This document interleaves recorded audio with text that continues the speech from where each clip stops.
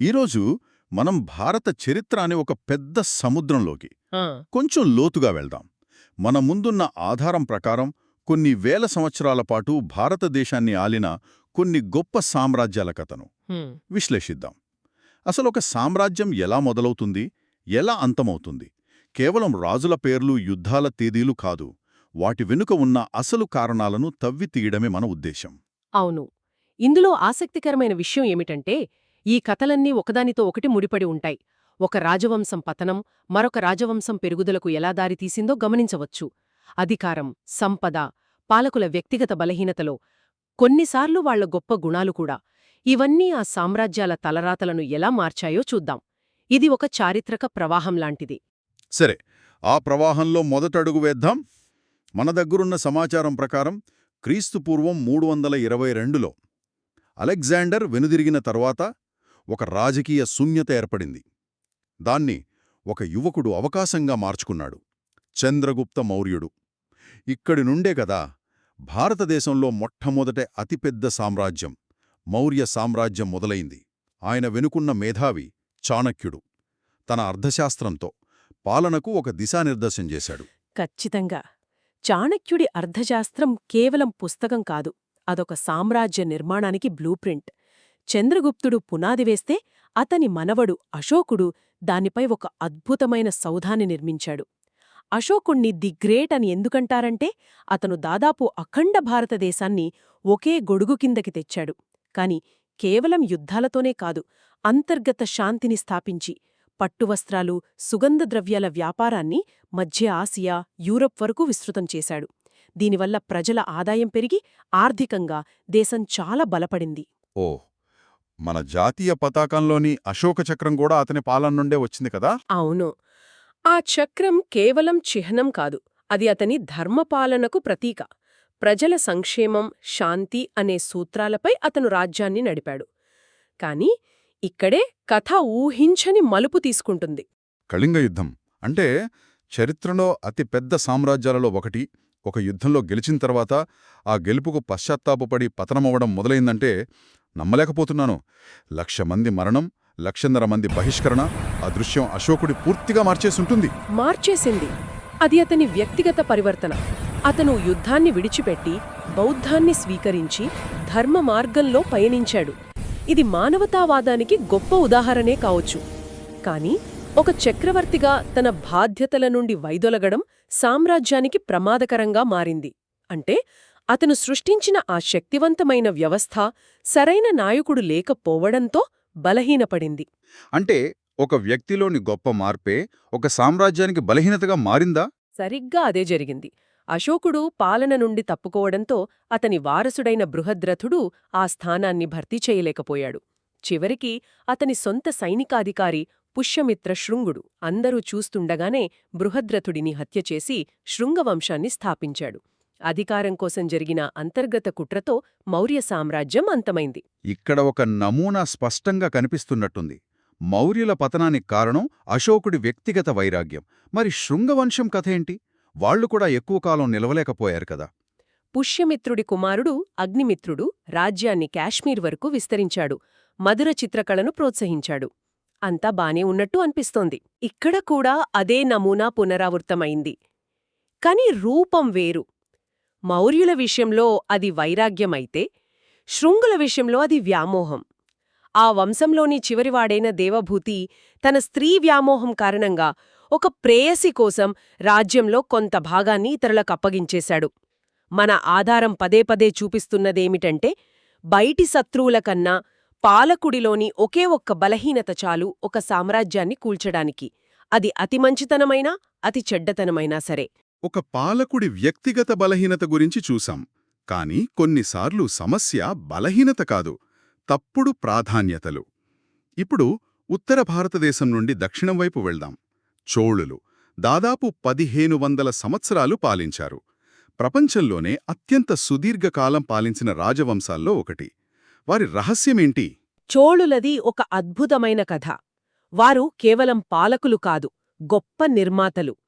వారి కాలంలో నిర్మించిన బృహదీశ్వరాలయం వంటి కట్టడాలు ఇప్పటికీ వారి వాస్తుశిల్ప నైపుణ్యానికి నిలువుటద్దం. అంతేకాదు, వాళ్లు బలమైన నౌకాదళాన్ని నిర్మించి ఆగ్నేయాసియా దేశాలతో వాణిజ్యం చేశారు. వారి పాలనా వ్యవస్థ చాలా పటిష్టంగా ఉండేది. మరి అంత గొప్ప సామ్రాజ్యం ఎలా అంతమైంది? 1500 ఏళ్లు నిలబడిన శక్తి ఆ తర్వాత ఎందుకు బలహీనపడింది? ఇక్కడే తప్పుడు ప్రాధాన్యతల ప్రస్తావన వస్తుంది. మన ఆధారం ప్రకారం వారు చారిత్రక కట్టడాల నిర్మాణం, కళల మీద చూపిన శ్రద్ధ రానురాను తమ సామ్రాజ్య రక్షణపై చూపలేకపోయారు. అభివృద్ధి, సాంస్కృతిక వైభవం మీద దృష్టి పెట్టడంలో మునిగిపోయి సైనిక శక్తిని, మారుతున్న యుద్ధ తంత్రాలను నిర్లక్ష్యం చేశారు. ఇది ఆశ్చర్యంగా ఉంది. సంస్కృతి, అభివృద్ధి ఒక రాజ్యం యొక్క శక్తికి చిహ్నాలు గదా. అవి బలహీనతగా ఎలా మారాయి? అవి బలహీనత కాదు, కాని వాటిపై పెట్టిన అతిశ్రద్ధ రక్షణ వ్యవస్థపై నిర్లక్ష్యానికి దారితీసింది. పల్లవరాజులు వారి ఈ బలహీనతను అవకాశంగా తీసుకుని చోళరాజ్యాన్ని అంతం చేశారు. ఇది మనకొక పెద్ద గుణపాఠం చెబుతుంది. అభివృద్ధికి, రక్షణకి మధ్య సమతుల్యం తప్పితే ఎంత గొప్ప సామ్రాజ్యమైనా కుప్పకూలడం ఖాయం. చోళుల తర్వాత క్రీస్తు శకం 320లో మళ్లీ ఉత్తర భారతదేశంలో గుప్త సామ్రాజ్యం మొదలైంది. చంద్రగుప్తుడికి పాటలీపుత్రం వివాహ కానుకగా లభించిందని మన ఆధారం చెప్తోంది. అంటే ఒక పెళ్లి బహుమతి ఒక సామ్రాజ్యానికి పునాది వేసిందన్నమాట. వీరి కాలాన్ని స్వర్ణయుగమని పిలుస్తారు. ఎందుకని? ఎందుకంటే అది భారతదేశ చరిత్రలో ఒక మేధోపరమైన వికాసానికి ప్రతీక.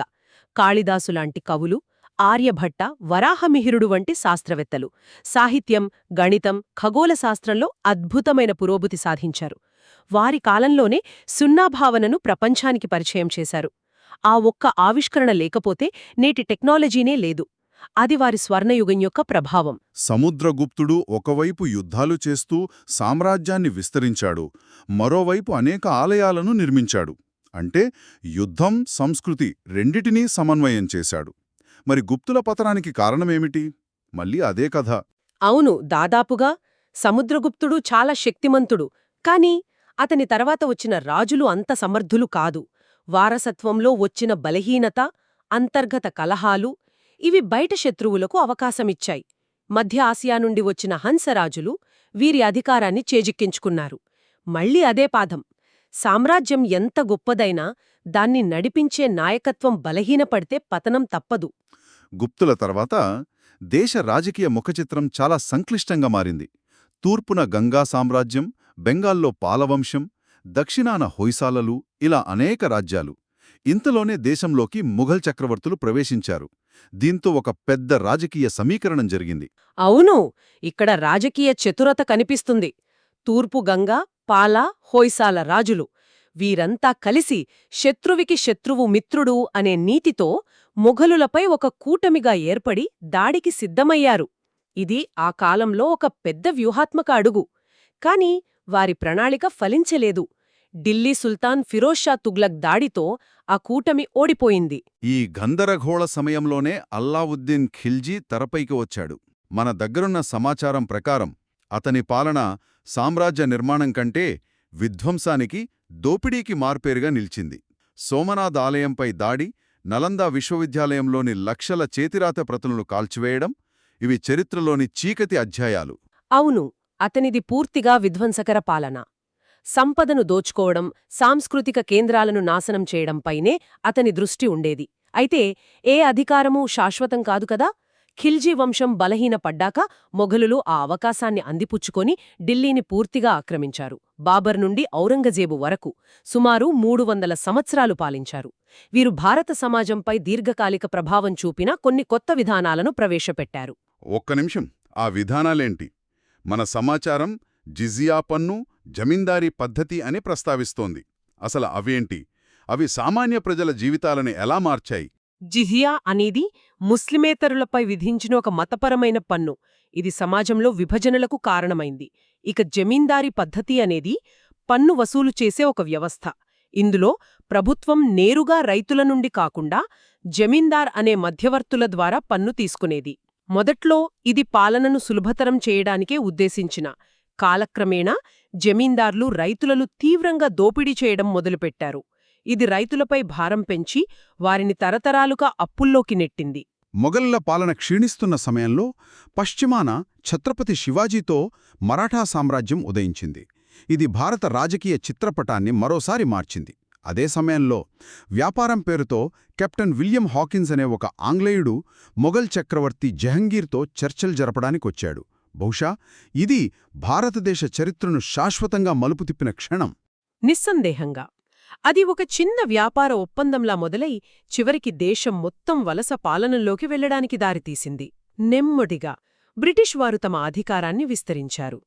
పంజాబ్లో మహారాజా రంజిత్ సింగ్, మహారాష్ట్రలో మరాఠాలు తీవ్రంగా పోరాడినా చివరికి ఓడిపోయారు. బ్రిటిష్ వారి వ్యూహాలు, ఆధునిక సైనిక శక్తి, విభజించి పాలించే నీతి ముందు స్థానిక రాజ్యాలు నిలవలేకపోయాయి. దీంతో భారతదేశం మొత్తం బ్రిటిష్ వారి పాలనలోకి వెళ్ళిపోయింది. బ్రిటిష్ వారి పాలన గురించి మన దగ్గరున్న ఆధారం 2 భిన్నమైన కోణాలను చూపిస్తోంది. ఇది కేవలం నలుపు తెలుపుల కథ కాదు. ఒకవైపు జమీందారీ పద్ధతిని మరింత కఠినతరం చేయడం, ఆర్థిక వనరులను దోచుకోవడం, జలియన్వాలాబాగ్ దురంతం, దేశ విభజన ఇవన్నీ తీవ్ర నష్టాన్ని కలిగించాయి. ఇది నిజం. ఆ నష్టం అపారమైనది. కానీ అదే సమయంలో మరోవైపు కొన్ని సామాజిక, పరిపాలనా సంస్కరణలు కూడా జరిగాయని సమాచారం చెబుతోంది. ఉదాహరణకు దేశవ్యాప్తంగా రైల్వేల నిర్మాణం. అది రవాణా వ్యవస్థను పూర్తిగా మార్చేసింది. కుల వ్యవస్థ నిర్మూలనకు చట్టపరమైన ప్రయత్నాలు, సతీ సహగమన నిషేధం, ఆధునిక విద్యా విధానాన్ని ప్రవేశపెట్టడం, భవిష్యత్తులో పార్లమెంటరీ వ్యవస్థకు పునాదులు వేయడం వంటివి వారి పాలనలోని మరో కోణం. వారి పాలనలోని సంక్లిష్టతను అర్థం చేసుకోవడానికి ఈ 2 వైపులా చూడటం చాలా ముఖ్యం. చివరికి ఆ పాలనకు వ్యతిరేకంగా పోరాటం తీవ్రమైంది. మహాత్మాగాంధీ, నేతాజీ సుభాష్ చంద్రబోస్ వంటి ఎందరో స్వాతంత్ర సమరయోధుల పోరాటాల ఫలితంగా ఎన్నో త్యాగాలనంతరం 1947 ఆగస్టు 15న భారతదేశానికి స్వాతంత్ర్యం లభించింది. వేల సంవత్సరాల సామ్రాజ్యాల చరిత్ర తర్వాత ఒక కొత్త ప్రజాస్వామ్య శకం మొదలైంది. అవును, మౌర్యుల నుండి బ్రిటిష్ వారి వరకు ఈ సుదీర్ఘ ప్రయాణం మనకు ఎన్నో పాఠాలను నేర్పుతోంది. ఒక సామ్రాజ్యం ఎంత బలంగా ఉన్నా, పాలకుడి వ్యక్తిగత నైతికత, వారసుల సామర్థ్యం, అభివృద్ధి రక్షణల మధ్య సమతుల్యం, మారుతున్న కాలానికి అనుగుణంగా మారగలగడం ఇవన్నీ దాని భవిష్యత్తును నిర్ణయిస్తాయని స్పష్టమవుతోంది. వేల సంవత్సరాల చరిత్ర, ఎన్నో సామ్రాజ్యాల ఉత్థాన పతనాల తర్వాత మనం గమనించాల్సిందేంటి? పాలకులు వస్తున్నారు, పోతున్నారు, సామ్రాజ్యాలు పుడుతున్నాయి, కూలిపోతున్నాయి. కానీ ఈ నేలమీద నిలిచిన సంస్కృతి, ప్రజల చైతన్యమే అసలైన భారతదేశమా? ఇది ఒక ముఖ్యమైన ప్రశ్నను మిగులుస్తోంది. గడిచిన కాలంలో సామ్రాజ్యాలు చేసిన తప్పులు, వారు సాధించిన విజయాల నుండి నేటి తరం నేర్చుకుంటున్న పాఠాలేమిటి? ఆ చరిత్ర మన వర్తమానపు నిర్ణయాలను, మన భవిష్యత్తును ఎంతవరకు ప్రభావితం చేస్తోంది? ఇది కేవలం గడిచిపోయిన కథ కాదు, మనల్ని మనమర్థం చేసుకోవడానికి ఒక అద్దం. దీని గురించి ఆలోచించాలి.